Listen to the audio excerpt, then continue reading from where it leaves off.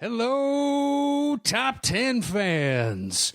Just a quick announcement. We recorded this episode in advance of John leaving town for Comic-Con, and we have an announcement that we didn't know beforehand. We are going to be doing some live shows coming up, at the very least one.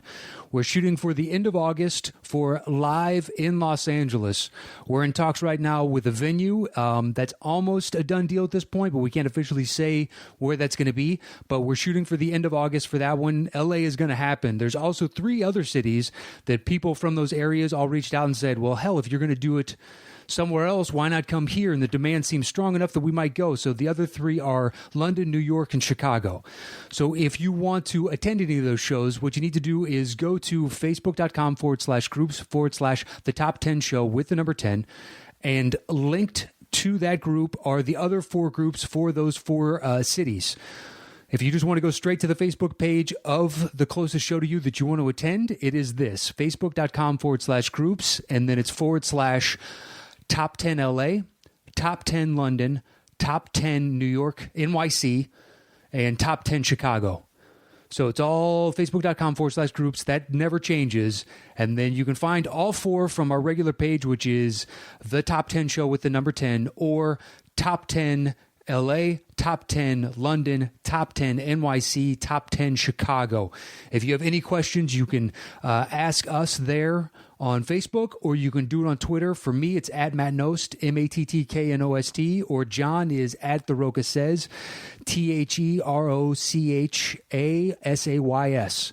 So hit us up there. We really want to come to your respective cities. We want to meet you guys in person. We want to bring you the show live. You've demanded it. We're trying to meet that demand. Let's make some magic, guys. In a world crying out for a top 10 show,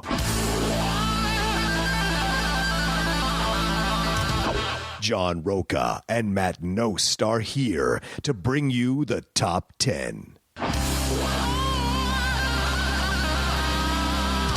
Brought to you by the Schmoes Know.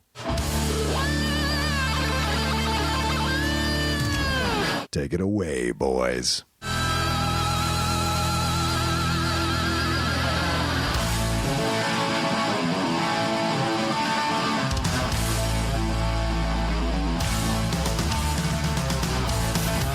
Welcome, everybody, to this week's edition of the Top 10 Show. I'm looking forward to this so much because this is maybe my favorite movie star ever. He touches multiple decades for me, and so I can't wait to count this down. And this is a Patreon request from one of our patrons. We said we were going to try to do one a month, and this one comes from Wiley Todd. So my name is John Rocha. You got me right when I took a sip of water. John was doing the honorable thing of vamping. I just grabbed a handful of his trail mix that he was kind enough to share with me because we both haven't had dinner yet, I'm assuming. Nope. I haven't had dinner either. My Mega Omega trail mix from Pretty sorry, Costco. Which should just be called 75% cranberries and dried mangoes. It's good, but it's like, hey, if you don't want dried cranberries and dried mango, tough luck, buddy. You might have to add some nuts on your own to balance that out. Yeah, that's right. Anyway, and so we're doing top 10 Tom Cruise movies in honor of Mission Impossible. I don't know the title. Fallout coming out, which as we're recording this, because we're recording this a little bit early because I'll be at Comic-Con the week that this drops. The week we would record is when you'll be at Comic-Con. Right. I'm sorry. The week we record is when I'll be at Comic-Con. Yeah. So we got to bang this out even the week before that. Exactly. In anticipation of you being at Comic-Con, which I hope you had fun at Comic-Con. I hope I had fun, too. Why not? Hopefully you don't get sick this year. Oh, God. Yeah. You know, that Comic-Con crowd is the worst. You're going to be walking around with like monkey flu by the end of it or something. You get that many people together, some exotic strain of something, It's true. You're not lying there. Well, your immune system can only fight so many battles. Eventually it's going to succumb. Exactly. The con and events like that where you're just massive, especially something like a con where unfortunately the stereotype of some film nerds is they don't shower as much as they regularly should.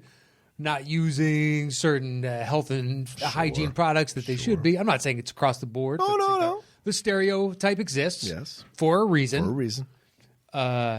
So that's not really helping bacteria survive in the world. Yeah.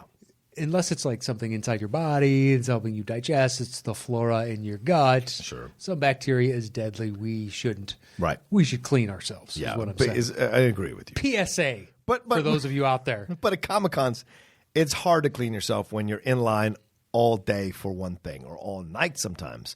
Like those people standing in line for Hall H for 3 days straight or 3 nights. It's insane. They go just for that panel to be able to get in to see whatever it is they want to see. They don't care about anything else. That is incredible to me. They just want to have first dibs on the footage, man. But it's incredible to me that people stand outside where I live in Fairfax. Off Fairfax in Hollywood. People stand outside or sit in their director's chairs waiting for the latest shoe to drop. That to me makes no sense as well. It makes less sense for me because I have no interest in it. Right? You're the shoe guy. You love those shoes. Yeah, but I couldn't sit in that line. Right, but a lot of people do. Yeah, there are. But I think some of those are just motivated by pure. If I buy these early, I can resell them at more than likely this kind of markup. Yeah, maybe. Some people want the status of having it, and other people want the status of I can sell this and make a lot of money. It's a good point because I see the line mixed with young people and old people, like old people. It doesn't make any sense. Supreme, the clothing line, Yeah.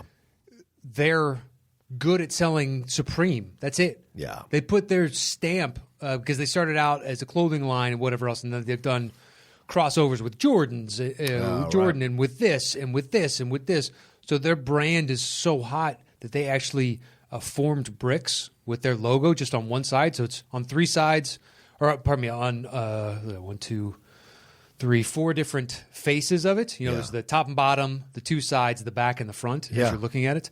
It's just a regular brick, and the other is just this impression from the mold that just says Supreme. It's in the same style as their logo. What? And it sold for like $3,500, and they sold out. What? They put it up, and maybe they only had like 100 bricks, but the exclusivity of the brand is so high. What the fuck are you talking about? Like an actual brick? Yeah, they've slapped their logo across all kinds of just random shit. It's almost like they're sitting at their corporate offices and be like, look, we're only going to do a run of 300 of these. Yeah. What do you think we could sell? What about a catcher's mitt that instead of it being all black across the wiring, you can tell if you stand like 3 feet back that it's actually our logo? Do it. Maybe they've sold something like they'll just think of whatever random idea, slap, and people will wait in line to go buy it because it's Supreme. That's insane. That is insane to me. Wow. But if that's your thing, that's your thing.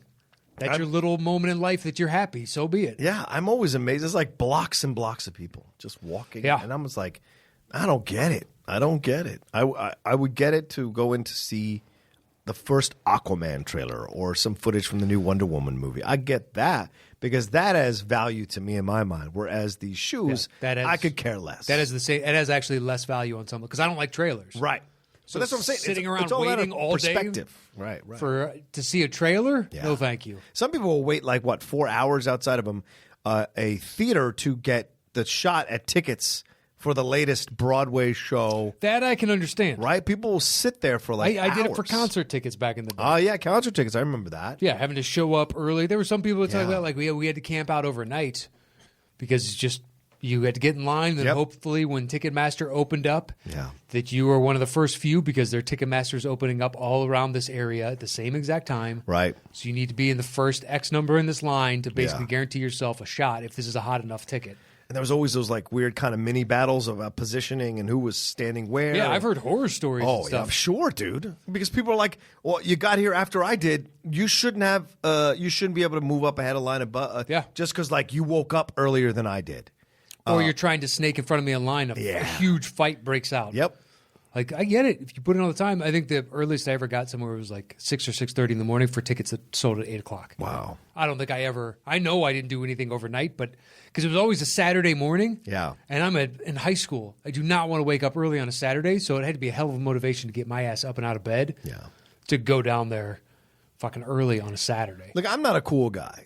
I'll just admit that right now. But as you say that in the most fucking I'm trying to be a cool guy. No, and I will tell you. Right now. Because right now. At this moment. No, because I got in line, the only time I ever got in line for tickets, overnight.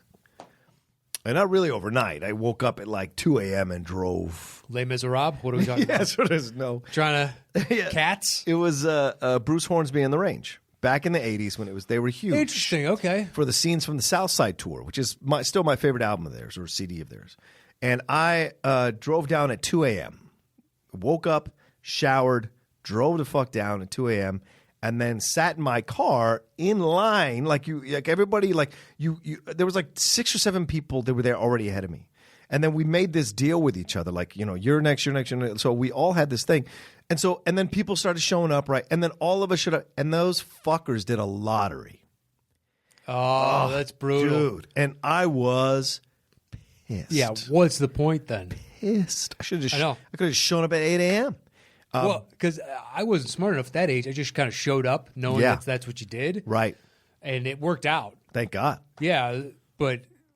wristbands, whoever came up with that is great. Oh, yeah, exactly. Show up wristbands. the night before, get wristbands, Yep. show back up here tomorrow at 8, and however, it's either the number that's on the wristband or they'll randomly draw. Yep. And it's just like, you're good to go. Like, they'll set Yep. If you have 972 and they call the number 970, that's number 1. Yeah. 970 goes first. It's like, that's just the way they're going to fucking do it.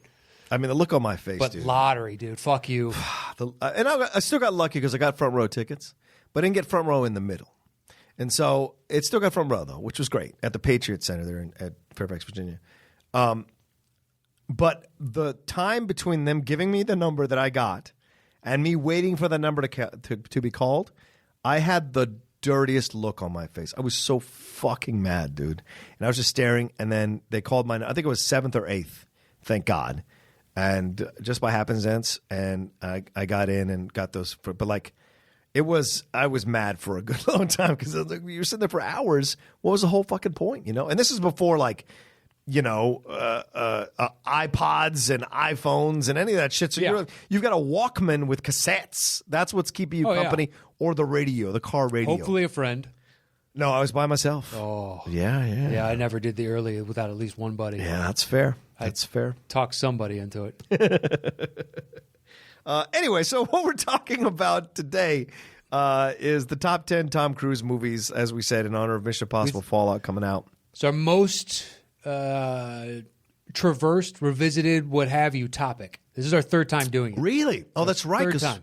we did it for the first iteration of the show. Then we did it on... It was on our last Collider. episode on camera, I think. Yeah. And then now we're revisiting because we've had... Has it been Wiley the whole time? The past couple months when we asked for topics from the... Hey, Tom Cruise, and be like, you just saw us do it in November, or whatever the case was. I kept promising that we would do it for. We kept talking about doing it for Mission Impossible, and so between us, we've been talking about like, okay, let's put that as a placeholder, right? In our list of shows, I wrote down Mission Impossible, knowing it's got to be something tied around Tom Cruise, or we're gonna revisit Tom Cruise for the third time. And meanwhile, Wiley's been like, hey, guys, this is what I want. I've now been asking the past few times that you put it out. Right. And you know what's interesting about this? My list has changed, all 3 shows. Yeah, man, me too. I'm surprised as well. I think it's slowly getting closer to what's the honest-to-God truth for me. Well, just like, okay, now that it's been another little bit of time, what do I want in his movies? Yeah. What do I want going forward? What do I appreciate more? Is it the rewatchability, the acting performance in and of itself, is where he was in his career, et cetera, et cetera, et cetera. Yeah, I think it's a little closer. That's what's great about the show is that just because we did something 3 years ago doesn't mean our opinions haven't changed in 3 years. Because guess what? Your opinions have changed in 3 years from what you thought you liked or thought was the top film for you or whatever. And that's what's great about the show. We can do a list 3 separate times. It'll be 3 different lists at the time that we're doing them, and that's okay because we're different people. From opinion is fluid, exactly, very much so. Certain things are just like this is always in my mix for my favorites, right? And if a new film gets introduced into that bunch, and you see it enough over time, it's just like this has jumped, this has jumped 4, 5, 6 spots or whatever the case is over the course of 2, 4, 5, how many ever years it's been. Yeah, exactly. Yeah, it's kind of interesting because I was in my head. I was like, "Fuck, Tom Cruise again," and then I actually went back and saw what my list was at the end of the Collider one we did. Yeah, just see it. I was like, "All right, where's my headspace?" Because it's back-to-back weeks now that we've done just a filmography where you can go through an actor. Right. It's just the way it happened to work out. It wasn't by design. Which something like this, because we've done it, I wanted to be one of the few times ever that I would cheat like that because I want to see there's only so many choices. What's my opinion now of my list as it was then? And I looked at it, I was like, you know what? No. Yeah. No. And some of the things that you brought up, I agree with now. Oh, interesting. You know, short amount of time, whatever the case is, a year later or something. Right. Yeah. Cool. So that's it. So once John and I set a topic, we go our individual ways and create personal top 10 lists. Show back up here. I do my bottom 3. He does his bottom 3. I do my next 2. He does his next 2. Then we trade one apiece. Once we have revealed our personal top 10 list, we create the shows between the two of us. That's right. And Wiley Todd, we will call out your list at the end of our list. So, once we're done and we've compiled the shows between us, we will hear yours, and we will agree when you're right and judge you when you are wrong. Exactly. As is our want. Yes, our want and right. That's right. So I'm going to go ahead and say 10, and you're going to tell me punt. Sure. Because it's not the exact same thing, but we might as well have the discussion later on. Okay. Mission Impossible, I put Ghost Protocol. That's my number 9. Okay. Yeah. Wow, I thought this franchise held greater esteem in your world. Yeah, it does, but I find that he is playing the same character in all. Obviously, it's Ethan Hunt, the same character. The character never changes. The character never changes, and that's so. I chose the best one of my favorite one of all the Mission Impossible movies to be the representative of the Mission Impossible franchise on this list. Yeah. And Ghost Protocol is definitely my favorite one. Although Rogue Nation is really fucking good, and Mission Impossible 3 is good. Rogue Nation is, Ghost Protocol is the one that I come back to over and over again, and it's one I thoroughly. It's my Skyfall. Of all the Bond films, Skyfall is my favorite. This one is my favorite of the Mission Impossible movies. I mean, I could say that about Bond, but there's a lot more contenders in the mix. Whereas I put this on my list because I wanted to make sure that Mission Impossible gets it because there's a reason it's so fucking successful. Exactly. Everybody loves it. If we're genuinely doing a top 10 list, I don't mind hedging something else out that I may think is a marginally better film. Right. But it has nowhere near the reach, longevity, the fact that it's part of the cultural lexicon with being suspended and all that shit and the music. And it deserves a place on the Tom Cruise list. Yes. The problem is it's all kind of homogeneously the same to me. Yeah. So you could tell me, this scene, and I could visualize it in almost any of them.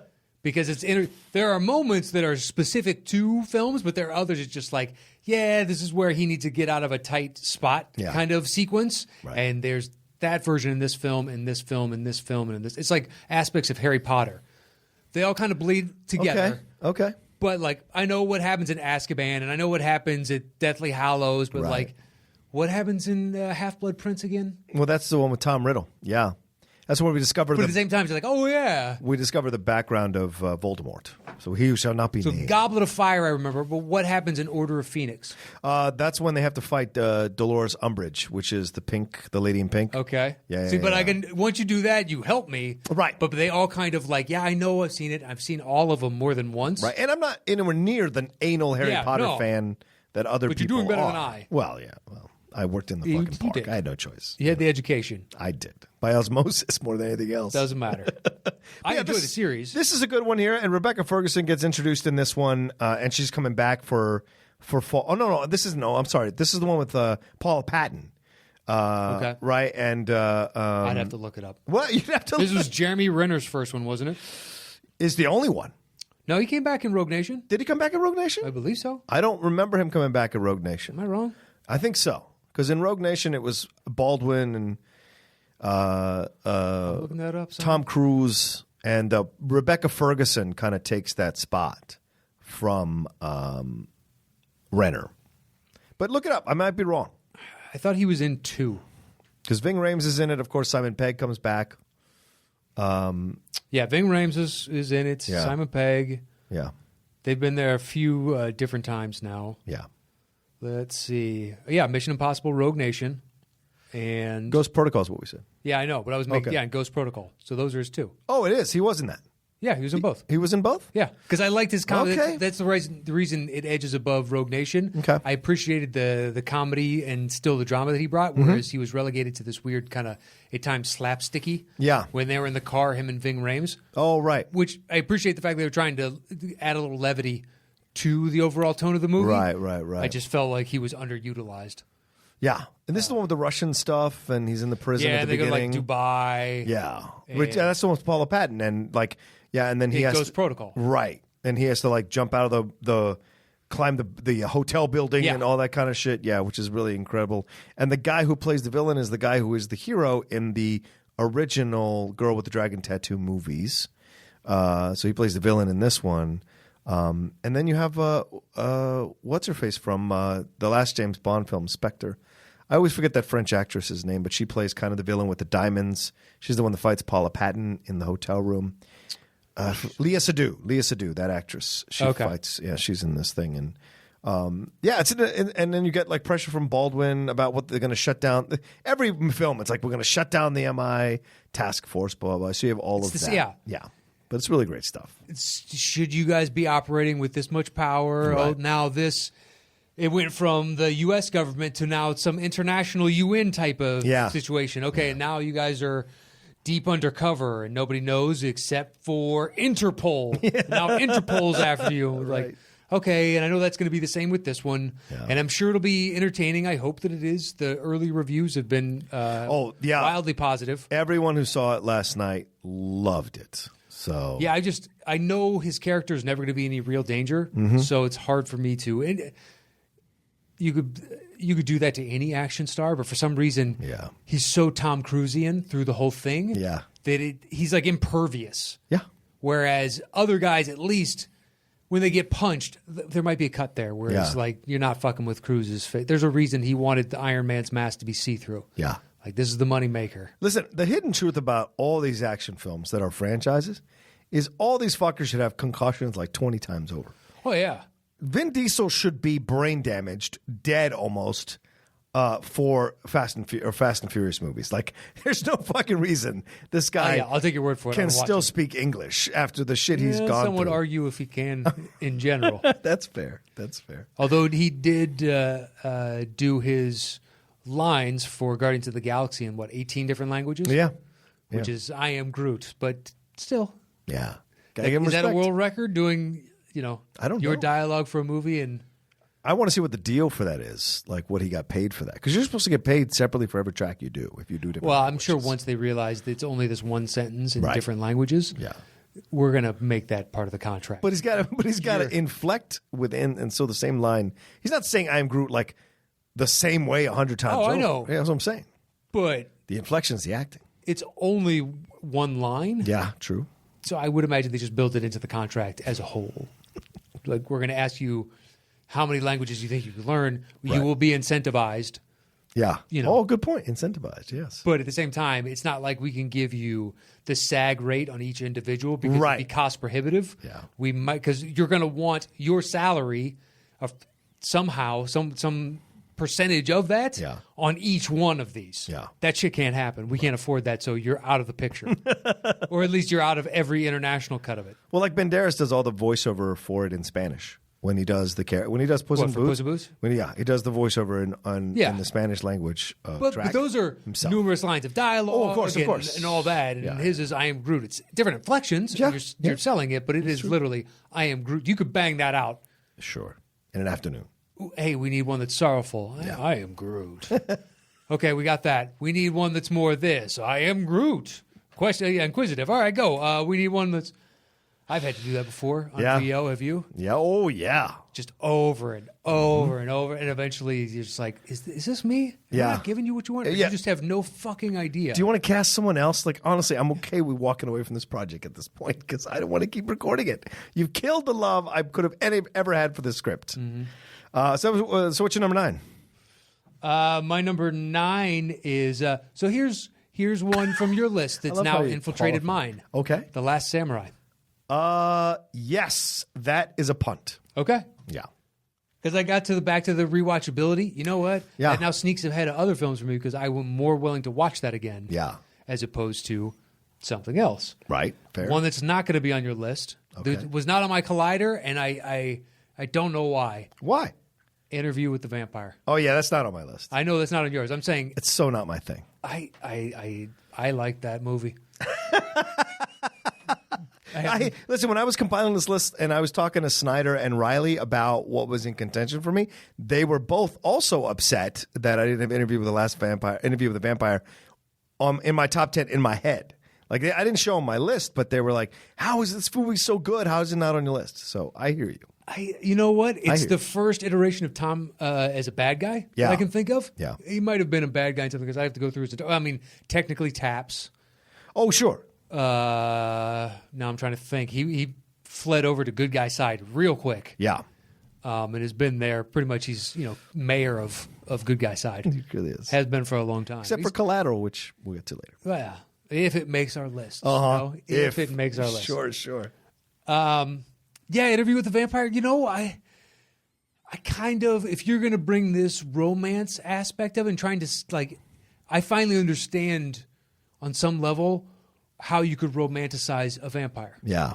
That's the only iteration of it, because the idea that women would be drawn to and have some sort of physical or a sexual connection to an undying beast that just wants to feed on you, and you how psychologically do you get over the fact that he looks at you like cattle on some level? Yeah. And that movie, I finally walked away from it like, yeah, I get the sexuality, because you would need to sometimes have to lull people into it. So you need a charismatic sexual individual. Oh, yeah. That could draw a person in against their better judgment at times. And the idea of the terror of locking Kirsten Dunst, thank you, into a childlike state. Yeah. How evil that is. Yeah. Wow. Because she doesn't know any better. No, she sees the glamour, not the underbelly. Right. And by turning her into that, you've kind of damned her to hell. Yes. For the rest of her life. Yeah. Of whatever's left of her life. It's like allowing a child to get a full body tattoo. Yeah. That's a good point. You shouldn't do that. No matter how much they want it. Exactly. You shouldn't do that. You should not do that. Yeah. I read this great tweet online that somebody had screen capped and they put it on Imager. Yeah. But it was like a guy who's like at 17, tattoo parlor turned me down for getting like this Limp Bizkit type of fucking huge tattoo. And it's one of those of, oh, thank God. Because like, but then months later I was allowed to get student loans for $119,000 to go to art school. It's like I made one bad decision after another was the implication. Yes. I now accrued all this debt to get a job that may or may not exist, let alone take me a decade to pay off this $119,000. Right. But the idea of just being a dipshit 17-year-old, be like, dude, Fred Durst is the voice of my generation because it's 1999 and I'm fucking, what is it, $3 bill, y'all, or whatever the fuck the name of that is? Yeah. Stupid ass chocolate music. Starfish. Yeah. Fucking just terrible. So to lock in Kirsten Dunst to that. Yeah. And when they kill her. Yeah. Later on, the other vampires, knowing that she's an abomination. Yeah. Like, you shouldn't exist, and we are going to deprive you of now the existence that you don't want, but you're holding to with every ounce of your being. It's terrible. Yeah. It's a brutal film. It's really dark. Yeah, it really is. And the whole Christian Slater ending is fantastic as well. The best use of sympathy for the devil in a movie I've ever seen. Oh, good call. Yeah. Every other time it's like, I get it. And this one's like, you know what? If it was ever made for a movie, this seems like it. Yeah. That was your number, what, 8? That was my 8. Okay. So then my number, what would you say? So my number 10 is Vanilla Sky. Nah, not on my list. What? Really? He's so good in that movie. Dude. I have not seen. I've seen it twice, fully twice. Okay. I couldn't tell you though. I saw it in the theater, and I know I've seen it once since. I don't know when that was. Well, all right. To me, it's. I didn't hate it. Right. It's a Cameron Crowe film with Tom Cruise, which is really interesting. Tom does these interesting movies with these directors, and sometimes it works, sometimes it doesn't. Yeah. Everybody assumes he's a safe actor. He takes chances. He does. And I appreciate that he does. Like, this is kind of a dark film. It's obviously based on a Spanish film, Abre los Ojos, which is with Penelope Cruz and I think Bardem or Banderas. I think. What does that translate to? The other's eyes? No, open your eyes. Open your eyes. Which is what she repeats through the whole movie. You hear Okay. someone saying that off camera. That's their homage to the basis of the remake. It's a remake. It's their way of giving a shout out. What did you say it was? Abre los ojos. Abre is to open? Uh-huh. So abierto. Yeah. Abierto is open, yeah. Yeah, that's I just know it from signs when that abierto. Oh, they're open. Welcome. Willkommen. Willkommen, yeah, abrir los ojos. But with he's talking Spanish. With this, I really liked what he Los did. ojos? Yeah. What he liked in I was the about to say los huevos. in this movie, he's so good at turning the convention of the cocky guy on its head because he is disfigured from a car accident because of a illicit relationship he had with Cameron Diaz. And didn't see the red flags, right? So he lives in this fantasy world where he had a shot at everything with Penelope Cruz, who is reprising the role, which is really great. And, he has Jason Lee as his best friend, which is weird. Yeah, it is. But he has this thing where he is like, thinks he's the victim of the situation. Kurt Russell is the psychiatrist, and he's trying to figure it all out. And it goes in and out of these fantastical episodes of his life. And then when he realizes what it was, and the fact that he could have stayed with her if he had just done this or that, it's a fascinating thing that he's playing, both the mask work and the actual physical work. Like when the mask is off and his face is all fucking disfigured, or when his face is regular and he's doing those scenes before the accident. And then did he actually have the accident, or was it all in his mind?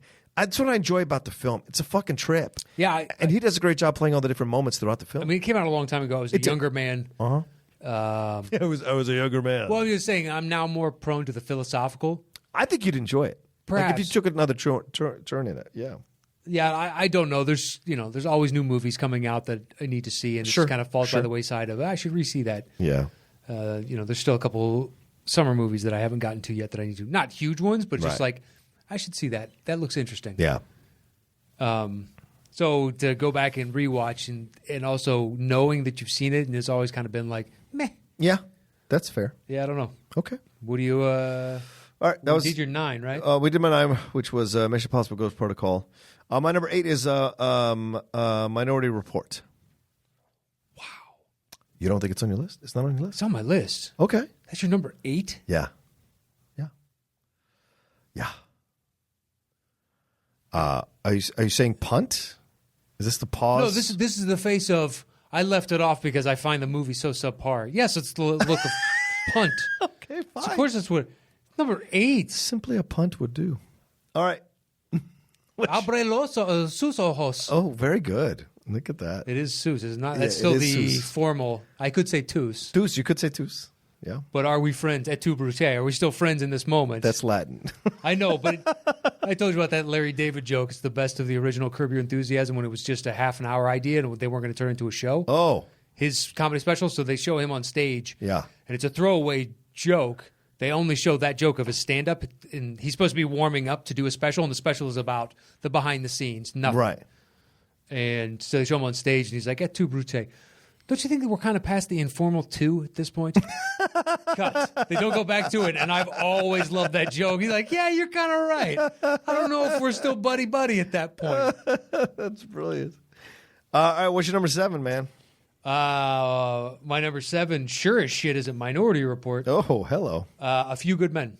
Okay, it's my number 6. It was higher on my Collider. Yeah. But this is where I think you're right in that he is part of the ensemble. Yeah. And he doesn't outshine the ensemble any more than Right. Nicholson does, or any more than a few other the stellar actors in it. Demi Moore's good in this Yeah. movie. So because of that, it's a group film as opposed to a Tom Cruise film. Fair. So it rated lower because of that reason. Okay. Yeah, I agree. And it's great work from him and really interesting work. And once again, this is the thing. This is the knock on Tom Cruise. Oh, he plays the cocky guy all the time. This one had more to it. He was trying to play safe in this movie. I don't mean as an actor. I mean the character, right? He doesn't want to take this case. He wants to plead it out, be done with hurt it. his record. Yeah, he doesn't want to hurt his record because he's trying to move up. And, Demi Moore won't let him. She's like, no, these are 2 kids. They got into the situation. They don't deserve to be in this situation, blah, blah, blah. And so Technically, they do. right, exactly. And do you start to go through this process of, well, what's his responsibility here as their attorney. Is it just to plead this out or to actually find out what happened? And I'm sure most of these trial attorneys have these moments with cases, probably multiple times. They're like, well, do I really want to waste the resources and the time? Is this the hill I want to die on? Or should I just plead this out and be done with it? And even in the military. So we have that here, but he's constantly being pushed by Demi Moore and by Kevin Pollak, who does a great job. Yeah. And then he has to go and have this conversation with Jack Nicholson. And I'm not entirely convinced, which is what's great about the movie, that he is pure in his motives when he changes his mind to find out what happened to these two kids and how they were influenced by Jack Nicholson influencing the people above them to use them to carry out the Code Red. Yeah. I think he wants to expose them for the frauds that they are. Right. And I don't know 100%, which is what I enjoy about watching them. I don't know 100% whether he's doing it because he doesn't like the way that Jack Nicholson treated him versus I think that's part of the motivation. Morality of it all. I don't think it's the morality. I think it's to try and knock him down a bunch of pegs. Right. To be like, you're not above the law. Right. The law governs us all. And I don't think if Jack Nicholson doesn't treat him like shit in Cuba, there's no way he pursues this thing and goes for it. I think Jack Nicholson treat him like a lesser than, and embarrassing him like that motivates him to go after him. And that makes the difference. And so he's not necessarily the most pure guy, but it's certainly a great portrayal by him throughout the whole movie. So that's what I would say. Yeah. Yeah, I mean, anybody that's listening to this, more than likely you have seen that. Someone posted in our Facebook group their list of 10 movies that everybody thinks you should see that they haven't. Right. And it was a list of like, holy shit, you haven't seen, and how are you listening to our show? These, 8 of these are, quintessential or something, ridiculous. When I saw the list, it's like, how have you not seen Jaws and this and this? It's like, that is crazy. So there are people that haven't seen A Few Good Men that are listening to us. It just beautifully acted across the board. Yeah. Rob Reiner does an amazing job directing what was a stage play beforehand. Yep. And I think Sorkin wrote it too. Oh, okay. I didn't know that. Which is great. You also have like Kiefer Sutherland in a small role, and you've got Kevin Bacon in a small role, and just across the board, they got great actors and some young unknowns to play. Well, at that time unknown for the soldiers. Those guys ended up being like that guys in a bunch of different movies. For a while. Well, James Marshall did, the blonde guy, because he was like the lead in the Gladiator, the boxer film with Dennehy. Yes, and Cuba Gooding Jr. And he was in Twin Peaks for a bit. But the black guy, I thought he was of that guy in movies for like 2 to 4 year stretch. Yeah, and then not much. Yeah, and the black guy didn't do much after this. And I have run into him back when I was acting. I've run into him at commercial auditions, and that's a weird thing because that movie is such a quintessential movie to me. To see an actor from that still like outgrinding, outgrinding is a cautionary tale. Somebody in your head that like. On some level they made it. Yeah. And yet... And so good in that movie. Yeah, you can't think of anything else they do. Yeah, no. And I've resisted every temptation to walk up to him and talk to him about A Few Good Men, because I bet everybody does. One of the dudes from Cool Runnings managed to see me perform one time. Yeah. So he came to me after the show. This was years ago. So I was living in San Diego. Right. He just happened to be in San Diego, and he went to the show.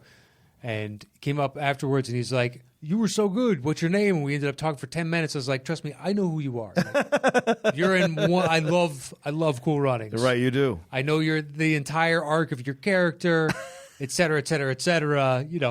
Just to let him know that I was a fan." And he was talking. And then once I moved up here, started going commercial auditions, and he was a casting director. Oh wow. Or, running some auditions and stuff like that. And I saw him. I was like, "Oh, what's going on, man?" Then we ended up talking. He was over at Kathy Knowles in Santa Monica off 5th Street. Yep, Kathy Knowles Kathy. Yeah, I like that. They were one of my favorites. Just because, you know what? Their people know what they want. And you're in and you're out. Yeah. There's no jokes there. Good system, like Broadcast. Yeah, Broadcast is good too. I always like them. They've got a couple. They got one dude that could be my favorite casting director. Yeah. Just, he knows precisely, and he knows how to tell you in a relatable, like, this is what they're looking for. Right. I've never actually booked through them.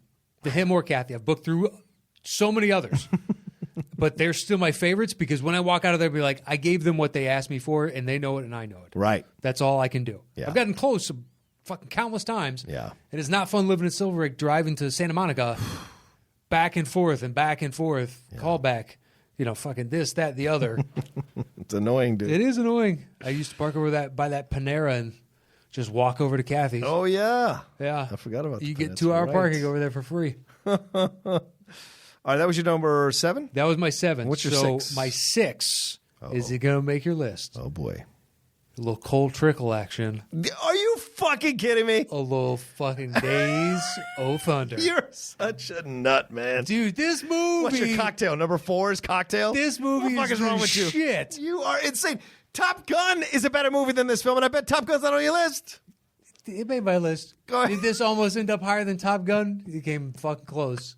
And the best part is, if we end up doing Tom Cruise in 2 years, Days of Thunder might finally leap over Top Gun. Really? For me. Fascinating. Because I will happily rewatch Days of Thunder, and Top Gun is just like, it's got to be select scenes at this point. Yeah. I need to see like them fighting MiGs, and all the rest of it can go to hell for me now. That's the only, when they're up in the air, I think that fucking movie sings. Yeah. Anyway, we'll get to it. I'm sure we will. Days of Thunder, are you kidding me? I mean, This is Tom Cruise seeing a deficit in the market, going, the number one sport technically in this country as far as draw of live spectator is NASCAR. Tells his agent, go find me a NASCAR script. Yeah. Agent finds one. He sees Bobby Duvall out fucking eating one night. Hey, why don't we work together? I got this great fucking NASCAR script. You'd be awesome. Bing, bang, boom. I don't know if this is how this happened, but it just seems like... Certainly sounds like it did. This is how it happens. It's in the same way that, like, you know how Will Smith has openly said that Tom Cruise has influenced him innumerably in his career, the direction of it, the path, right? Right. And another thing that I've read is Will Smith sat down early on with his agent and said, let's break down the number, like all the top grossing films of all time and figure out how to describe them in the shortest amount, like create a genre for them and only search for scripts that fit within these genres. Interesting. And that's his next, like, 8 films. And they're all, that's why he was always number 1. He knew what the people wanted. Smart. I'm guessing you got that from Tom Cruise, who taught him how to play the game. It's like the Young Bucks going to Athens with Kobe, and they all see that he's getting up at 3 in the morning to go get shots in. They all came back much better pros the next year and have influenced the league thereafter. Yeah. I think it's that where the old guard comes in and shows the next young hungry ones how it's done. And the fact that they made a movie about a sport I do not watch and could give 2 shits about. Yeah. Cars driving in a circle, I don't understand it. More power to you if you like it. It just ain't for me. It's not your jam. I don't understand. What's the appeal? Yeah. In essence, you're really rooting for like the pit chief or the crew chief or whatever the fuck his name is. Right. Because he's the one that's engineering the engine and all that stuff. Yeah. So, and him and the driver, like that's what I don't understand. It's the machine is doing most of the work. What are we, okay. What are we doing here? What are the stakes in this? Like, I don't understand. Yeah. Okay. To take something like that and, because I watched it, well, I don't know, 6 months ago. It's a fun fucking movie. I I'm not own going it. to take it away from you, man. It's a fun fucking movie. And it's Michael Rooker. You know, the back and forth between him and John Michael C. Rooker. Riley's in the pit crew. Yeah. And Carrie Elwes. Nicole Kidman, that's where they met. Oh, my God. It's great scenes between him Yeah, and Carrie Elwes comes in as the rival driver. Yeah. Randy Quaid is their owner. Right. Back before he went nuts. A number of years before he went nuts. Yeah. All of that. And it's a Tony Scott film as well, just like Top Gun was. And so... And a lot of people said it was Top Gun on the racetrack. And so, so go and do it. It's a fun film. There's no way it's in my top 10, but it's an enjoyable film. It really should be. Like Cocktail is an enjoyable really film. But there's no way I'm We got putting that Cole, and the other dude's name is Rowdy. in. Rowdy Gaines. Rowdy. That's right. And it's full-on legitimate. Michael Rooker is a Rowdy to me. He is. If there was ever a piper in real life that could pull off the name of Rowdy, Michael Rooker and Piper, and that's it. And they do try to throw like actual like emotional moments in this damn movie. Like when he goes to visit Michael Rooker after they've been rivals for so long, and he goes to visit him in his house, and he's like trying to tell him like, you gotta keep going. 'Cause They're out on the boat. I can't He starts do it to anymore. lose his equilibrium. Yeah, he wants to kill himself and shit. And he was like, whoa, when did this movie get so fucking dark? You know, out of nowhere. And Yeah, early CTE stuff. yeah. Yes. Good call, Matt. That's Yeah. right. Yeah. Yeah. And throw all that in the middle of what should just be an action movie in NASCAR. Yeah, That's all it is. Just about a guy getting over an accident and coming back to being as good, you know. But then To you've be got the all this other best stuff. goddamn driver ever saw. Still one of the great lines, Robert Duvall, in any fucking movie like this, when he's just like, son, you get back in that car, you'll die. You get back in that car, you'll die. Oh, I like that. We put special tires on. And then he's giving an interview afterwards. We put special tires on, like he's doing it with the reporter. It's like, there were no special tires. There's no such thing as special tires. Chased out. Yeah. The ice cream We scene just had to is tell him hilarious. that to give him the false confidence because he's a fucking child. Right. Days of Thunder is great. I'm guessing there are even more people that haven't seen that. If you haven't seen A Few Good Men, then more than likely you have not seen Days of Thunder. Right. That's They true. take it from somebody that cares nothing about NASCAR. Yeah. It is a fantastic film. Okay. It is frivolous entertainment, and it is just check out and enjoy. It's good. All right. Where are we at? Your 7, Which is A Few Good Men. 6. Listen. Was this where you go off the fucking rails? Because I as far as I'm concerned, you've already done that. I have to be honest, right? This is my list of the films that I enjoy watching. Rock over of and over Ages. again. Who do you got? Legend? What are we talking about? Don't be mad, though. Don't be mad. You can't tell me how to feel. All right, that's fine. You can't tell me. Goddamn right, it's fine. Who do you got? Rain Man is my number 6. It's All right, it's a slight punt. okay. All right. It's a slight punt. All right. I know I should put it higher, but it's not one I go back to a lot. Look, on my Collider list, I think it was my number 1. It might have been my number 1 on the first one, but now it's starting to be like, it's kind of a 50-50 split. Yeah. It's as much his movie as it is Hoffman's on mine, because we'll get to it. Obviously. We'll get to it. Yeah. All right. My number 5 is Top Gun. All right, that's my number 4. Okay. All right, we can talk about it. I think Days of Thunder eventually climbs over that. You're out of your fucking mind. Listen, and here's the deal, Matt.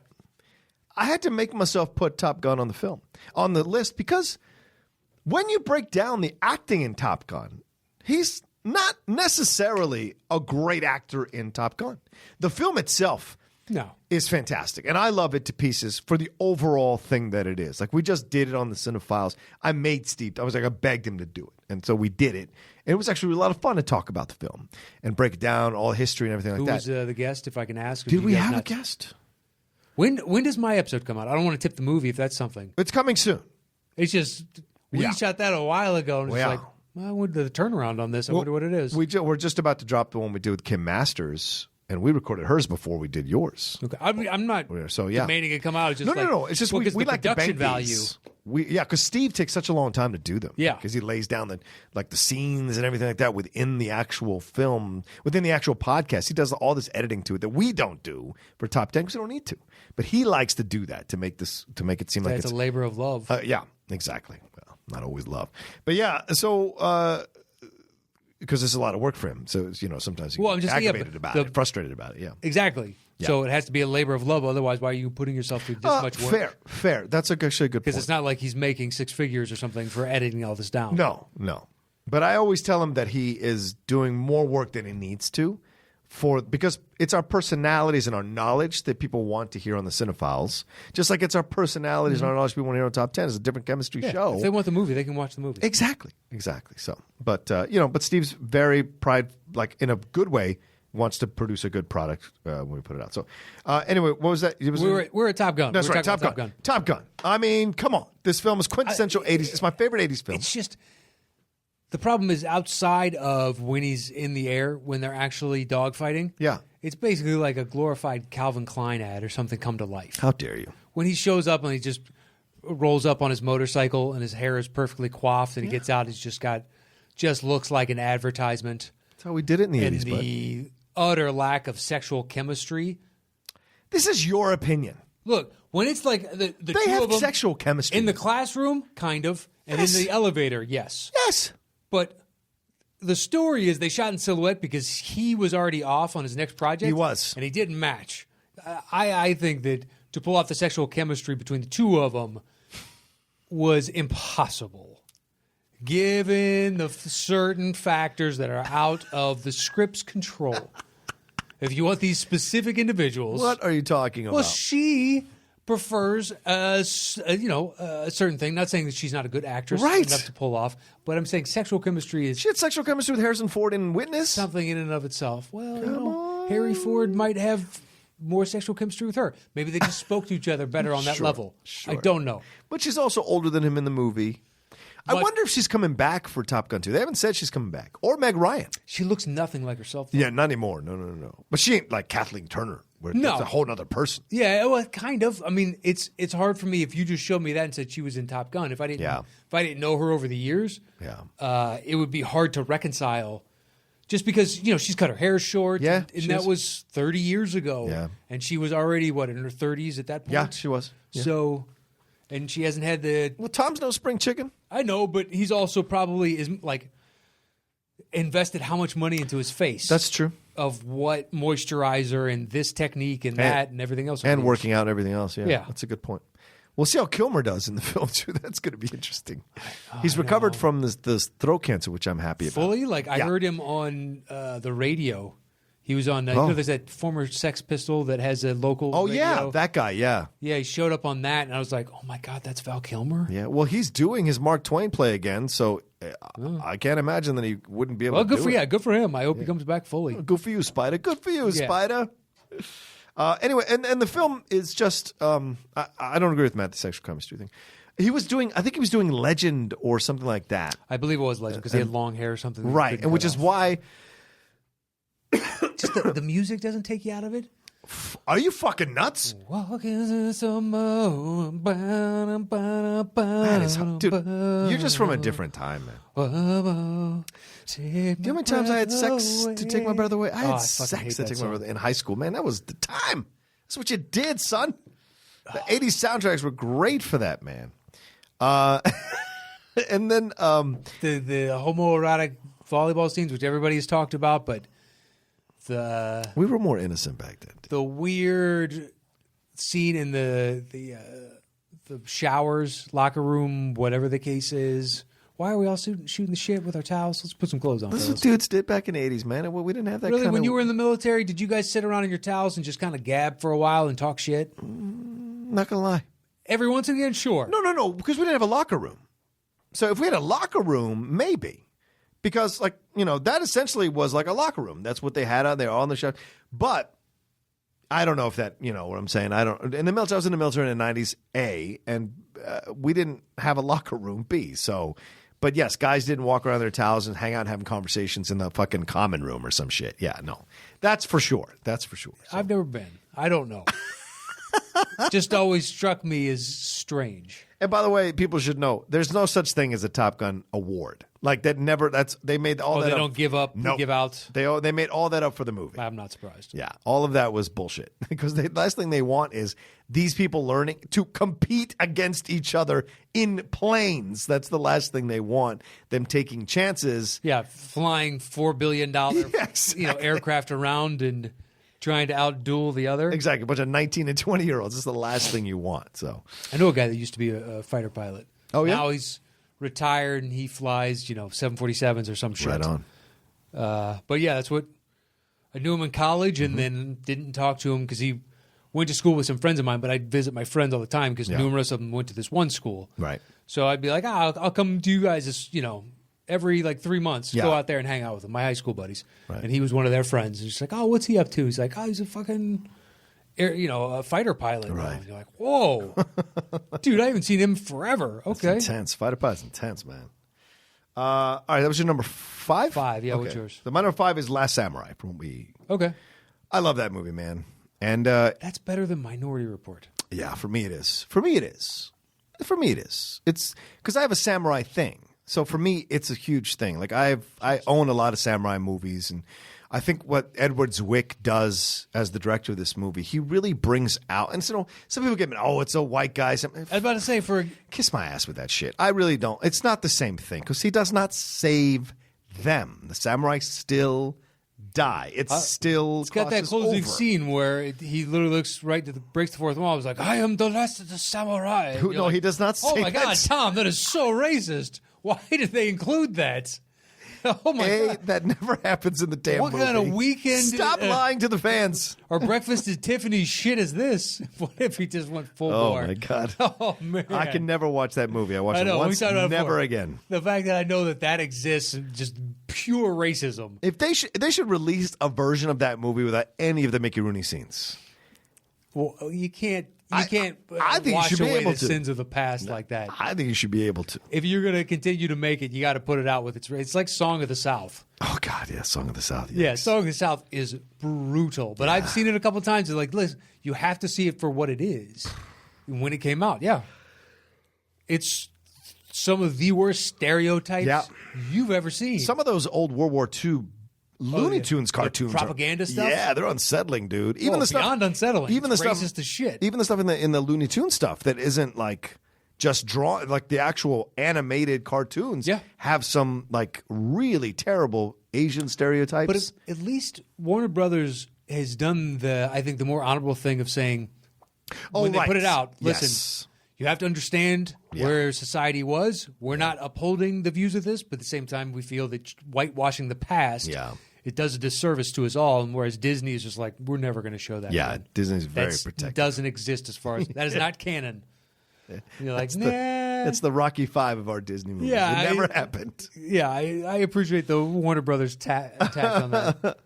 But this is an incredible film for me because I think they pay a very respectful and powerful homage to samurai. With the Ken Watanabe is fantastic in this film, and he carries the legacy of the samurai. And what he's teaching Tom Cruise, the suicidal, tortured American, is the nobility of war. Right? It is not. It's the Eastern concept of the PTSD and all this kind of stuff, but his approach is the Western concept is that the PTSD and everything like that, which is legitimate and absolutely happens. But the Eastern approach is there's a nobility in death and war, or nobility in fighting and war, and there's a respect for it, right? And it's just a different approach. It doesn't mean one way is right or wrong. It's just cultural. And I think what you see throughout the film is there is that, and he's trying to teach him respect for life again, his own life, by teaching him like that what happened to him, but he does not have to carry it over and over again, and that he had the war, he had the battle, but there is a way out for him, and it is understanding of, forgiving himself for what he did, but also atoning for it in some way. Okay. And I think you see that throughout the whole film. And then you start to care about Watanabe and his son and the group of samurai and them fighting against the modern Japanese army that is rolling through and wanting to destroy the past, the traditions of the past. There's so much about it that I really, me personally, Matt, I just gravitate to and enjoy. It's a personal thing. That's why it's that high in the list.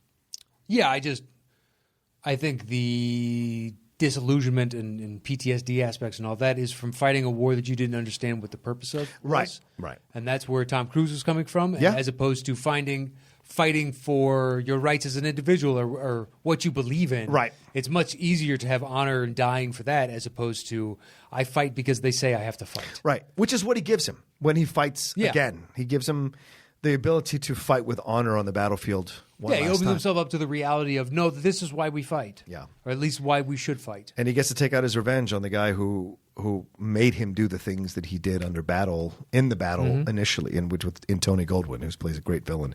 But all of it, and at the end, of course, handing over the sword and everything. So it's an incredible film for me. So that's what I'll say. All right. What's your number 4? 4, so that's the punt from earlier from you, Rain Man.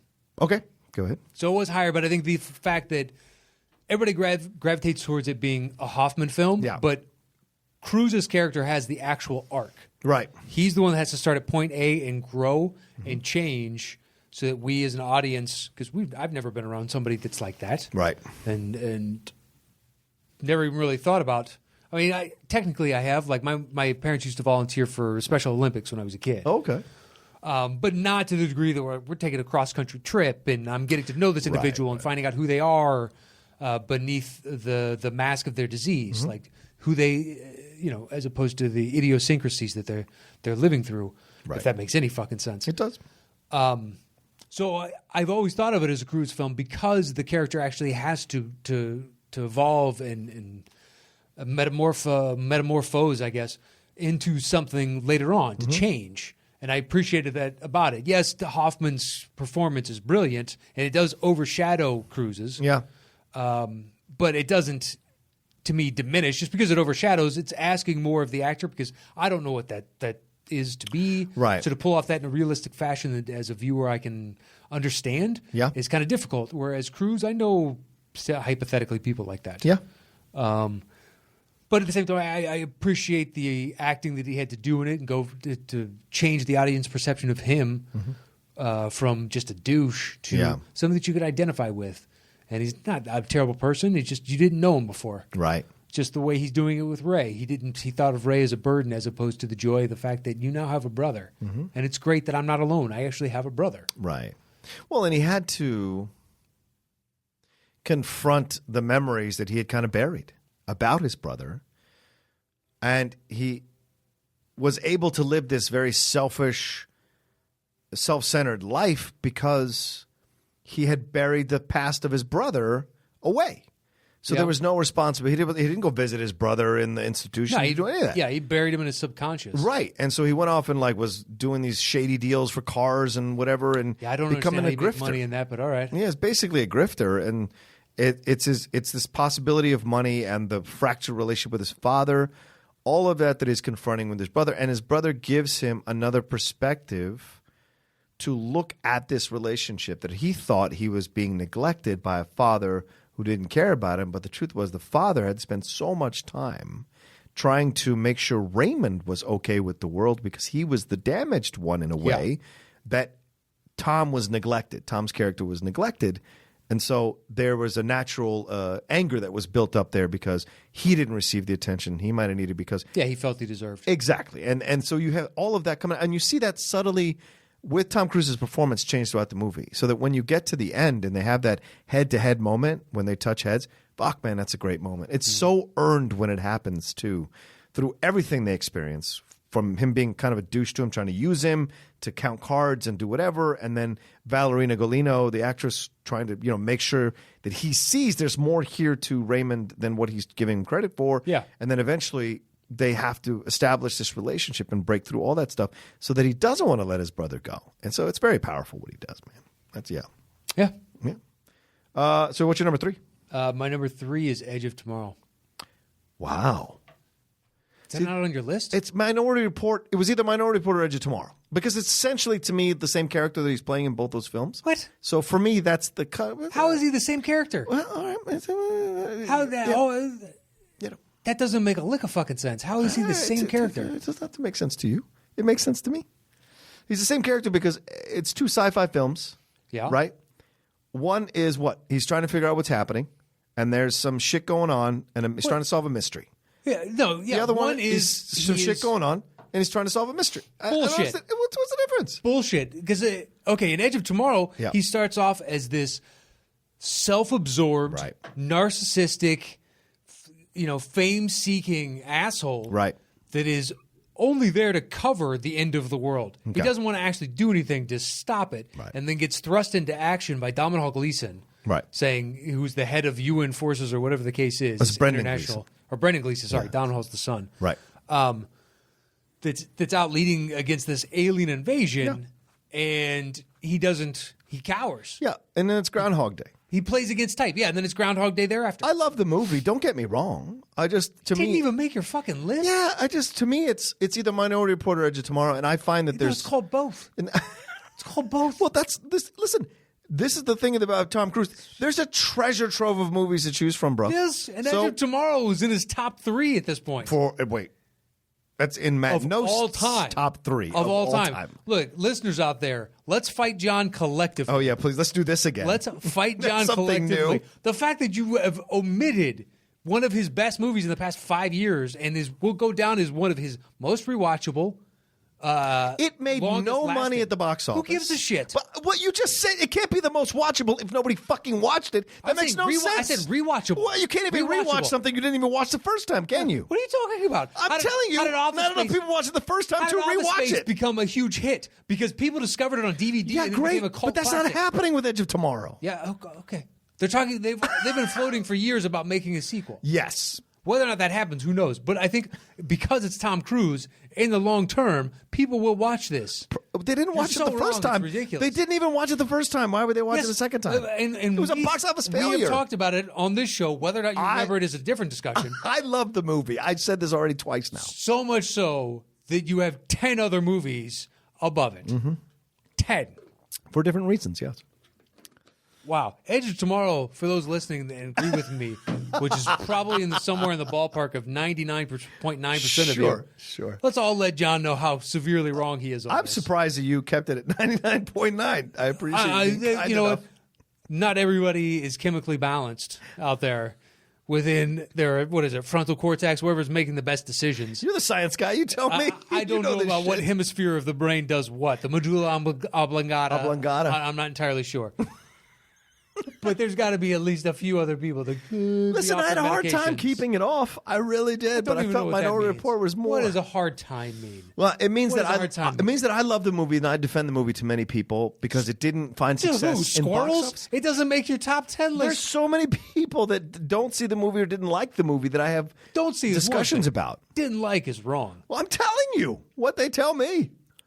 I think these are fictionalized people and fictionalized arguments that you create in your head to bolster an argument that you realize. I just love that you're defending a straw man. You're defending a box office failure. It's incredible to me. And you think all these people, all these people fucking love the movie, and it's like, wait, who are these people that fucking love? It's a minor percentage. Let us all listening reach out to John while please he's. do. Oh no, you'll hear this after Comic-Con, so he'll be home. Yeah. Sick in bed from the monkeypox that he got at Comic-Con. And I want you to fucking hammer him. Green monkeypox. Just hammer him. Hammer him about a film that he loves. On Twitter. Just tag me. Hey, at Matt Knost. Yeah. I can't believe Rocha is such a schmuck when it comes to Edge of Tomorrow. There it is. There it is. Such a new thing I've never experienced on the other side of the top 10 show. Know that it's coming from me and it's coming with love. Fair enough. They're using Listen, me. It's hard. It was hard to leave it off. I don't know what that means. But I have another one that I completely left off, and I don't. And people are gonna get mad. I probably left it off. I don't know what that is. I think you know what that is.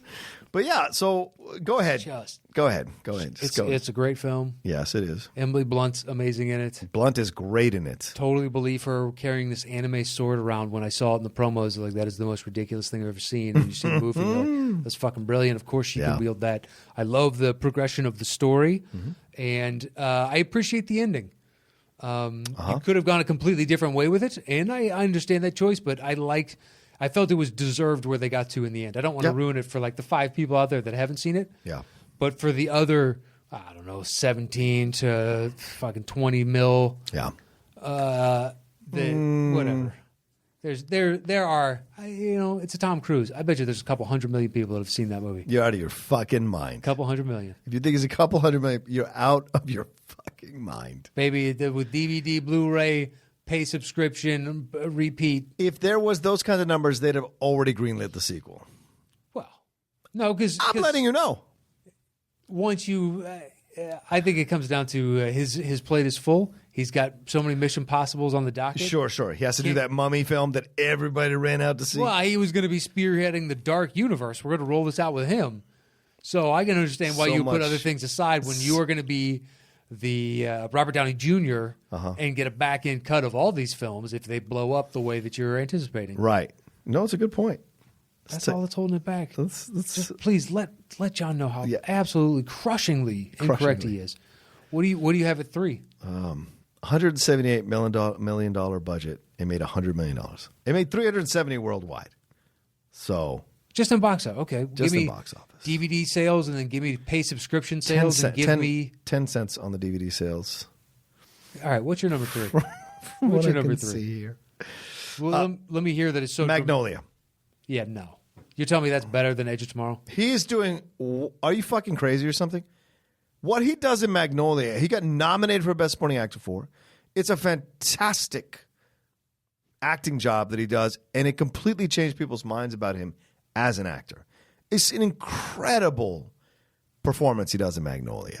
And look, Edge of Tomorrow is a good film. He's good in it, and yes, what people want to give him credit for is turning. I could do. Just talk about your own movie. I'm talking about is turning this trope around. Great, that's fine.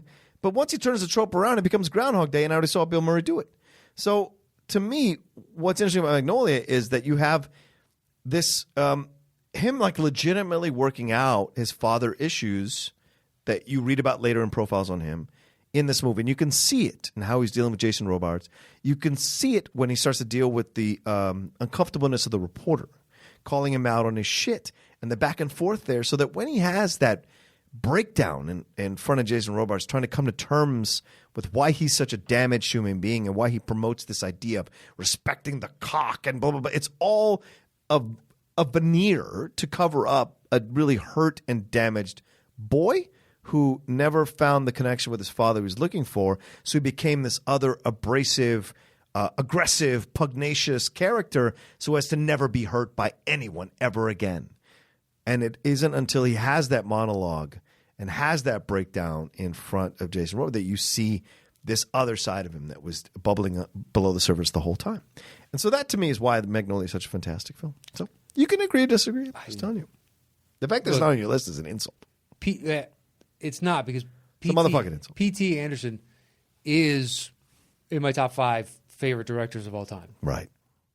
The guy puts out, in my opinion, one masterpiece after another. Agreed. After another. Agreed. I was a huge fan of Phantom Thread, and I think I was one of the few that stood up and was like, you know what? That, to me, deserves to be nominated. Me and you both. I am a massive fan of everything that guy does. This could be the only one that I don't think I'll ever go back and rewatch. What? Really?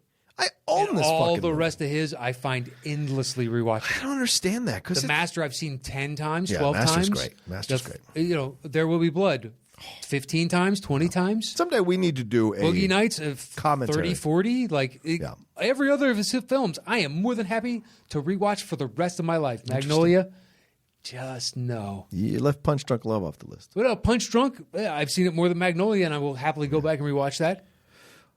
There's so much going on for me in Magnolia that I really enjoy. The character study of these people and everyone in a state of disrepair. Melora Walters with John C. Reilly, that whole subplot is great about the gun and blah, blah, blah. That's how tenuous his grasp on his world is that losing his gun almost causes him to break. And there are so many people who have that one thing that if they lose, they will spiral out of control. Melora Walters is damaged by so many men because she's a sensitive soul, and men have taken advantage of that. Having them find this kind of almost like porcelain glass kind love that could shatter at any moment is fantastic. Then you explore the sexual abuse of this guy who hosted a fucking talk show or a game show for so long. These kids coming to terms of what he did. Then this family coming to terms of what he did and how it affects William H. Macy, who was one of those kids who was sexually abused. All of this gets explored here. And then, of course, I understand people go, frogs liver take the frogs. It's a plague. It's a symbolic thing. I get it. But the dialogue and the direction of this movie throughout the entire movie is incredible. And so if you don't like it, I get it. But I thoroughly love it. I thoroughly love it. So what's your number 2? Just so we don't have I'm any sitting more here, I'm sitting here trying to figure out what your number 2 is. Because I know what your number 1 is. Mm-hmm. But I hope it's your number 1. I'm assuming it is. Yeah. I'm taking a guess as to what your number 2 is. We'll get to it in a second. My number 2 is Minority Report. Because that is, when they announced that Spielberg's coming out with a movie and Tom Cruise is leading it, it made my head kind of, threw a monkey wrench in the works, because those aren't two people that I associated with as working together. Why not? Spielberg and Hanks? A populist movie star and a populist director wouldn't work together?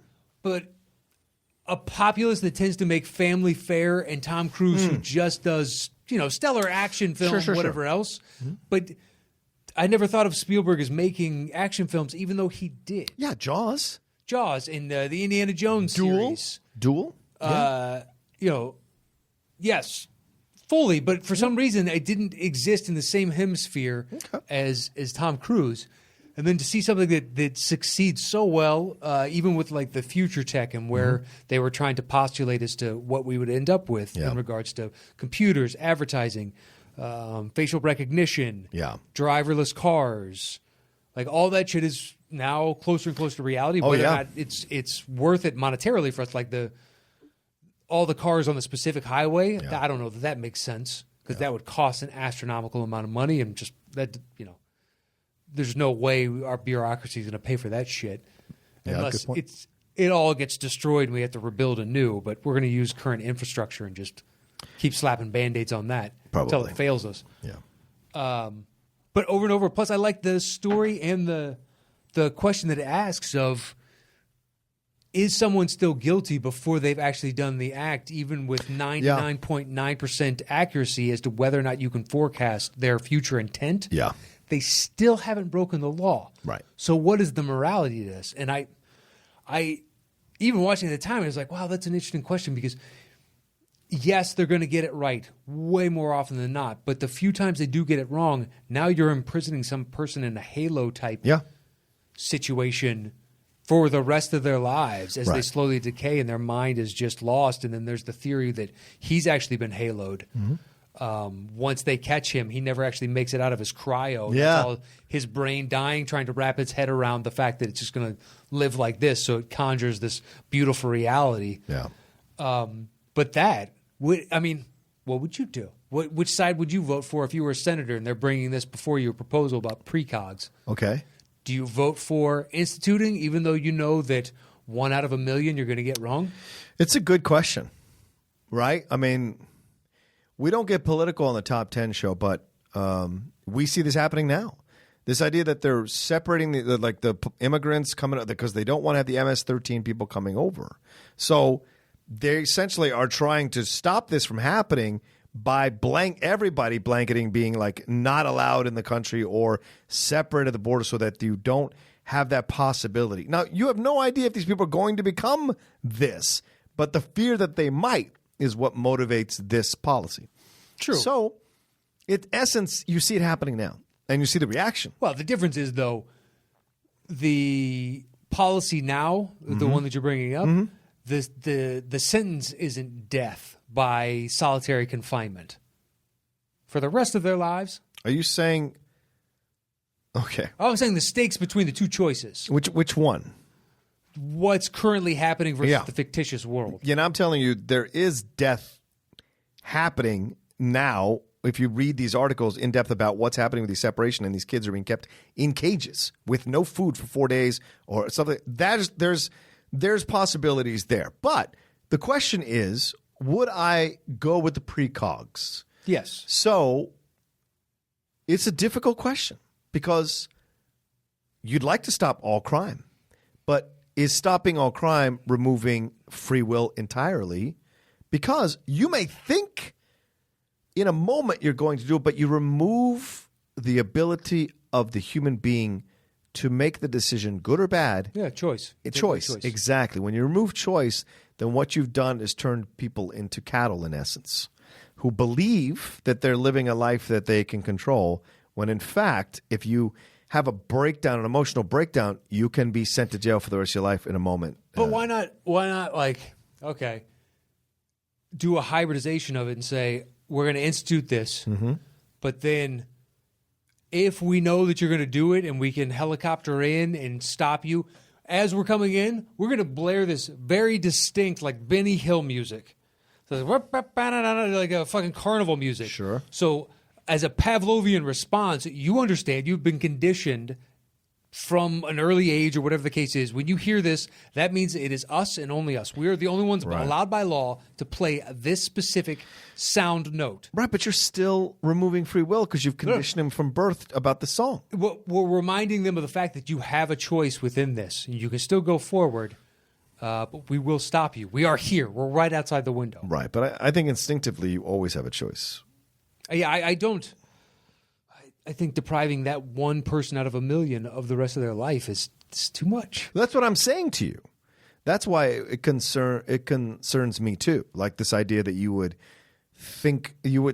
try to with these precogs assume or predict human beings when the one thing about human beings is they're unpredictable. Well, yeah, you're judge, jury, and executioner before the crime has even been committed. Exactly, which is what gets exposed here when Max von Sydow later and everything that he did, which is, really interesting. powerful. I never thought of it before, but that is precisely what happens at Edge of Tomorrow. The aliens are coming down as judge, jury, and executioner. And they're judging us all for our past, future selves. What did I just say? It's the same damn They are movie. the exact same movie. That's what I said. Exact same movie. That's right. Please let him know. Please. No need for it on YouTube. No need for it on Facebook. Yeah. But Twitter, let's let him know, guys. Let's pepper him with shots. All right. I think Twitter's more because you can actually have a conversation. So Yeah. I think if you're going to have fun, that's the place to do it. Yeah, all right. Fair enough. Yeah, just personally. Or if you think I'm wrong. I want to clear. Let me I know. never sick the fans on Matt Knost. I just want to make it clear. I never do that. Well, you should do it. It's kind of fun. No, I don't want to do that because I think that's what we're all allowed to. Well, I just said, look, and if I'm wrong, let me know. Sure. But I don't believe I am. That's how confident I am in my position. I respect your confidence. That you should have making your fucking to say that they're the same. They're the same movie. Is so disrespectful. I'm not saying the same movie. I'm saying so disrespectful. They're in the same boat for me. All right, give me your 2, which I don't have on my list. Jerry Maguire. No. Yeah, it really is. I can't go back and rewatch it anymore. I'm sorry you can't. I just can't. It's so good. It's. I watch it every few months. I think it was like my number 7 or 8 or something on our last list a year ago, and then on this one I was like, I got to be honest with myself. I don't care if I ever see that again. Right. I respect that. Oh, somebody's taking the high road. No, I can. And then piously of course I looking can. down at me. Is it? You son of a bitch. Is Jerry Maguire Cameron Crowe as well? I believe so. Yes. Yeah, I think it is. Yeah. Okay. So to me, he's still great in the movie. It may not be rewatchable for you. I respect that, but like for me, it is. It's just too schmaltzy. Oh, I don't think so at all. I mean, trust me. When he comes back in and said, "You complete me," that got every person that ever watched it the first time. It fucking gets you. Yeah. But like him trying to like the moving and all that, they realize they don't have the love and everything. Right. I don't know. He's a man who's lost trying to find, like what Bonnie Hunt says to her, to Renee, and she says to him, I'm scared that he is just looking for any port in the storm. Yeah. And it does feel that way. And I think he is. But it isn't until Cuba has what he has, the accident, recovers from the accident, and he sees the reaction, that it clicks to him. Everything clicks. And he understands. His whole point of why he left being an agent at a big sports agency was because of what happened to that kid's dad, the dad who played hockey and got the concussions. Mm-hmm.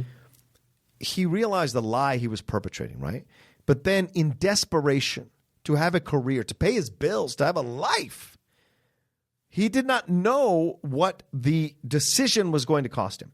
And so naturally, through the movie, he has to process this decision, which is losing these clients of his that could possibly be big draft picks, having what's-her-face leave him, Kelly Preston leave him, who's great, by the way, as a terrible girlfriend. She's fucking great in the movie. And then finding this woman who is of purity, Renee Zellweger, a single mom, and him like kind of using that a little bit to give him stability, and then realizing that he's not paying the price, which is what he tells him, Cuba Gooding does, you are shoplifting the pootie. Because he's stealing it instead of paying for it. And so when he realizes what he's been doing through the whole movie, which is a process, and I think people have gone through it. I think that's why I appreciate the movie now that I'm older, because I understand the process of changing, and you have to process things as you process things, and then you realize things. And I think that's what he does. And some people say, "Oh, it's not real." I don't believe he actually. I think he does love her at the end because he realizes who he was when he made this decision to leave the sports agency is actually who he is. But he had to process all this other changes in his life to realize that. And in that moment, when he realized the person he stood by, Rod Tidwell, actually was the right decision, and he actually is this person, now he can embrace her fully, which is why he runs all the way back to that house and has that interaction, walks into all those women and says what he says to her. And so to me, that's why I enjoy the movie. And maybe I'm a romantic and I'm a fucking idiot. It certainly burned me in the past of my life, but I love this movie for that reason. Yeah, I just don't know how many more times I'm ever going to see it in my life, and that's why it just went. There's so many other Tom Cruise films that I know I'm going to watch that 100 times. Fair enough. So the idea that this is still going to have some fucking resonance with me, long term, I don't see how that's possible. It's going to be interesting. All right. So, Jesus, I don't know if our number ones are I hope our number one is the right one. It is. It is? Because we both left off a pretty big one. Oh, what? Yeah, no. Our number one is the same. Oh, God, I hope so. It's Collateral. Collateral. Okay. Thank Jesus Christ. It's Collateral. Right. What, Risky Business? No, Born on the 4th of July. We both left it off for this.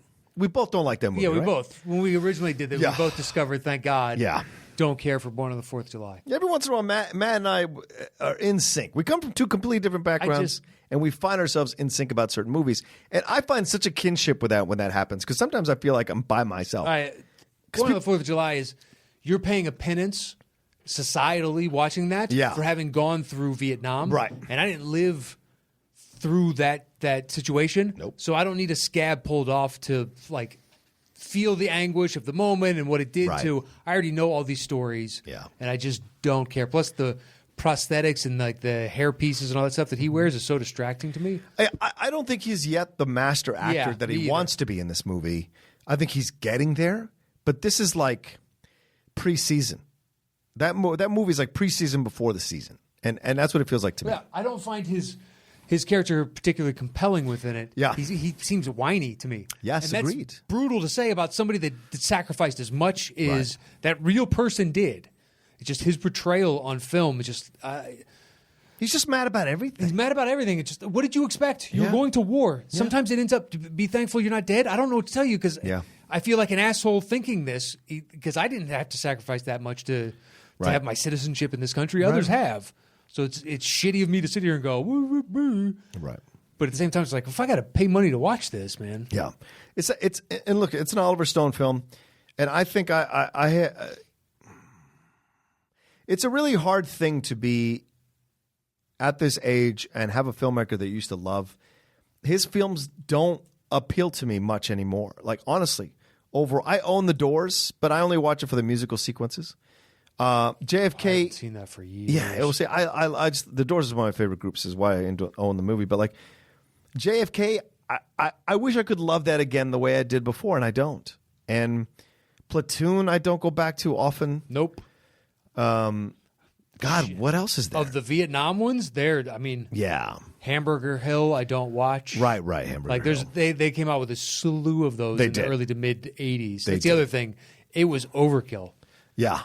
And it happens once there's been a long enough, Hollywood figured out. Once it's been long enough since some pivotal war, we can start churning out the Oscar-worthy movies and then all the has-beens and also-rans. Yeah, and then you start throwing in the action versions with Missing in Action and Rambo. Iron Eagle. Yes. Whereas Collateral, that's the a good movie that is our number one, that's, damn it, Tom, get back to being a villain. Yeah. Really? Wall Street, I do go back and watch. Wall Street, I still love. He's not in Wall Street. Well, no, I'm talking about Oliver Stone films. You're looking up his filmography right now? Wall Street is maybe the only one I still go back and watch. Yeah. What else has he got? Yeah. It's rewatchable? I did like Snowden. Did you watch Snowden? Did you see I haven't seen that. I would recommend that. Although he's Natural Born Killers. Yeah, I didn't like that. Yeah, I like that. Okay. Salvador, I don't go back and watch. Nixon. No. U-Turn. No. Any Given Sunday. Yes. Do you do? I think it's slowly becoming a better football film. No. I genuinely do. No, it's a terrible film. Only the Pacino monologue is worth it. But the motivation of the owner, like the Cameron Diaz. Yeah, but she's terrible in the movie, man. True, but she can't do you drama. don't often see that side. And like, yeah, but she can't do drama. That's why you don't see it that often. I just think it was too early for Jamie Foxx, and you're asking an awful lot of Lawrence Taylor and LL Cool J. That's fair, yeah, but you cast him. Yeah. So if we did those two, like maybe Jamie Foxx now for sure. Right. Because I think he's just grown as an actor, and then I agree. cast the other two. I agree. It's not against LL. I guess LL was fine, but and maybe you do a deal with the NFL so you can actually do their logos and not look like cheesy. Fuck no, because then you can't do the inside NFL. The guys trying to come back from injury and the team doctor. You can't do any of that shit. Yeah. So you can't. No. Anyway, Collateral. We talked about it before. What a great film. At least on two previous versions of Tom Cruise top 10 list. And the last one, I believe you put Edge of Tomorrow on your top 10 list. I probably did. On Collider. I probably did. You were, wow, who knew? Looking back, that was the John I knew best. Oh, my God. This new guy is an imposter. It's like an invasion of the body snatchers. Totally. Whoever is inhabiting John's body, you got most of it. Yeah. There's still certain things. You were close. So close to being the real thing. Look, it's a simple, on the outside, a hitman. Yeah. Come to town, know this story, and yet you don't because it's this faceless fucking Leviathan that's coming to town and just has a list, and he's checking it twice. Yeah, man. He's only finding out who's got to die. Yeah. It's such a great movie. And like the pivot for Fox when he realizes what he's been dragooned into is like, oh, fuck. Yeah. And the interactions with him and Cruise just belittling him, like you'll never reach that that is pipe dream bullshit. You drive a cab. He listens to his horse shit for a while, then eventually calls him on it. Yeah. It's just really good. Jada Pinkett's good in it. I think she was Jada Pinkett Smith at this point. Oh, yeah, probably. Was it early Mark Ruffalo once he was starting to like get traction? And Peter Berg. Peter Berg, yeah. Yeah. And then Bardem. What a scene with him in the club. Oh, yeah. That's I forgot him. that he's the... Oh, God. Such a great scene, Matt, in that club. And Bardem is scary as fuck. Those colors, you don't really see that often on Javier when he does movies because he likes to gravitate to these more vulnerable roles. Seeing him play that kind of a criminal, it was unsettling. And Jamie Foxx, I think that's his best acted scene in the whole movie because he does such a great job with that. And then you have, of course, everything with Tom Cruise. And, man, when he kills that jazz guy, whoo, damn. I know. Right in the middle of the conversation, dog, and out of respect, he kills him, but he holds him. I was like, damn, man. It's just but he's there for a reason. Yeah, he's got a job to do, and no one's going to stop him doing the job. Yeah, I always like that about Grosse Pointe Blank when John Cusack character was like, listen, I don't choose sides here kind of thing. Right. You did something wrong. I show up. I take you out. You're a bad guy. You're not a good person if I show up. Right. I just fucked up that entire quote. That's in essence, the gist of it. No, it is. Trying to justify a hitman. It's like, this is not personal. This is purely business. You piss somebody off. You fucking know by rights that I deserve to be here on some level. Yeah. There was danger of that coming into it. Just the real world. The fact that someone like Tom Cruise does exist in the world. Mm-hmm. And there's probably more than one of those someones. I wonder about that, man. Yeah. Gotta be. Do you think so? Ex-Navy SEAL guys that... How come they don't go like, oh, we can't solve this crime? Well, maybe they do, I guess. There's a lot of unsolved murders that happen, I guess. So, yeah. Especially when you have no connection to the victim in the crime. Right. It's what the mob did with Murder, Inc. The crime families in New York. They sent guys into different cities that had no connection to it, and all these unsolved mysteries of deaths around the country. Just like, man, we had a problem. We send in our hitters from New York into Pittsburgh, into Philadelphia, into wherever the case is. Yeah. That way you can't trace it back to anybody. Bing, bang, boom, done. Yeah. Guy's dead, business moves on. It's before the internet, right? Yeah, it's a fucking crazy time in American history. A crime syndicate getting a piece of the entire action and everybody in government knowing it's happening. This could be our next podcast. Like a historical exploration. You want a sports podcast? You want a historical podcast? I'm not done, man. I'm not, you know me. I could talk for hours. So you did 2 hours the other day about wrestling? Oh, yeah. Yeah, that's right. I can't. A website has reached out to me to do a sports podcast, like my own sports podcast. And I'm specific to one genre or no, all. Like cover everything. And of course, I want Matt Knost on it. So it would be, it would be talking about everything. So, but yeah, I've thought about it. So I don't know, I just like to talk about shit, man. And I would love to do a historical, because you have such an interesting, I love history and you love history, but you go into like deep dives of shit, like deep dives in minutia. If I like something, I want to understand what led to the outcome. I can't do it for everything because there's too much fucking history. There really is. So I just find the pockets that I find the most interesting and, go deep into it. And then you'll get hit with, boom, what about from this aspect of it? You ever thought about it from, these individuals that before this had been a small character in this play? It's like, well, what about from their perspective? I never thought about that. Well, I mean, like when you and Steve met, immediately started talking about these podcasts. You both had been listening to the same historical podcasts.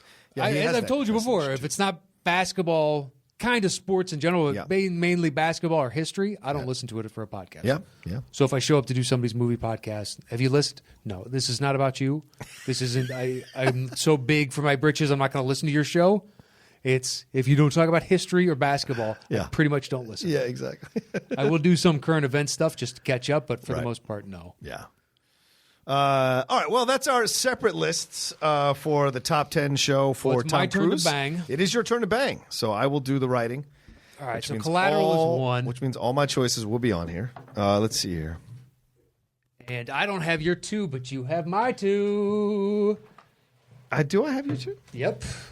You have Minority Report. Yeah, I do have it at 8.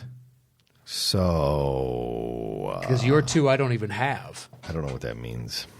So if you even want your 2 in the conversation, my 2 has to be number 2. Okay, then my 2 has to be number 3 then. That makes sense. I mean, does it? It's not even on my list. It makes a lot of sense. Whereas we both have Rain Man, and I have that at 4. Minority Report. Yeah, but my number 2 is pretty high on the list there. I'm going to pull rank on this one. You are writing the list, so that is kind of the prerogative of the individual. Jerry Maguire. All right, what's your number? So then, what's your next one? Well, my next is Edge of Tomorrow, which you don't have. I don't, and I'm glad to give you that at 4. All right, so then we're saying Rain Man after that because that's our next highest combined. It's okay. So Magnolia is not. It's not on your list. That's right. It's not on your list. Sorry. Okay. Edge of Tomorrow, and then what's the next one you said? Rain Man. Okay, I can do that. And then what? We both have Top Gun right next to each other. We really do. All right, Top Gun next. Where's Last Samurai for you? Lower. Have you put Magnolia on yet? That's what I said. Should we put Magnolia on next? Yeah, since it's that high, put it after Top Gun. I would say Magnolia. So Top Gun, then Magnolia. Is that what you're saying? That's what I'm saying because we both have Top Gun in our top 5. All right. What's that? Put us at number was. We're at number 8. Wow, that quick, huh? Mm-hmm. I think Last Samurai. And you've got my Edge of Tomorrow, correct? Yes, it's number 4. What do we have? So we have Last Samurai in common, so I think that should go next. Okay. Then Ghost Protocol, because we both have that. We do. And then we have one more slot left. What's your highest left? Or do we both have A Few Good Men? I have A Few Good Men. Where do you have it? It was 10, 9, 8, 7. Well, that means we both have it in common higher than Last Samurai and Ghost Protocol. Okay. So I would assume it goes Few Good Men, Last Samurai, Ghost Protocol. That closes it out. Okay. A Few Good Men. Last Samurai goes, yeah, that's right. That makes sense. Yeah, okay. because I've got Ghost Protocol at 10. You got it at 9. There's no point it should rate higher than Few Good Men. Agreed. And then Samurai, I've got it 9. You had it where? 5? Yeah, 5. 5, 9, and 7. 7, 7 seems higher than 5, 9 to me, but that's just me. What are you talking about? Few Good Men. You want to put that higher than Last Samurai or lower than Last Samurai? Higher. That to me, it is. Yeah, that's what I'm saying. Yeah. Few Good Men, Last Samurai, Ghost Protocol. And that's all 10. That's all 10? Okay. All right. We're good. Let's do it. Oh, yeah. The top 10 Tom Cruise films. Yeah. All right, I moved the mic. Can you still hear me? I can. All right, let me move this out of the way. Oh, my God. This is a whole production. Let's go, Desi. At number 10. Mission Impossible Ghost Protocol. Coming in at number 9. The Last Samurai. At number 8. A Few Good Men. 7. Magnolia. 6. Top Gun. At number 5. Rain Man. Coming in the Collateral. Edge of Tomorrow. At number 3. Jerry Maguire. Is that right? Mm-hmm. How did Jerry Maguire end up at number 3? Because it was my number 2. Okay. All right. I thought, okay. You're right. At number 2.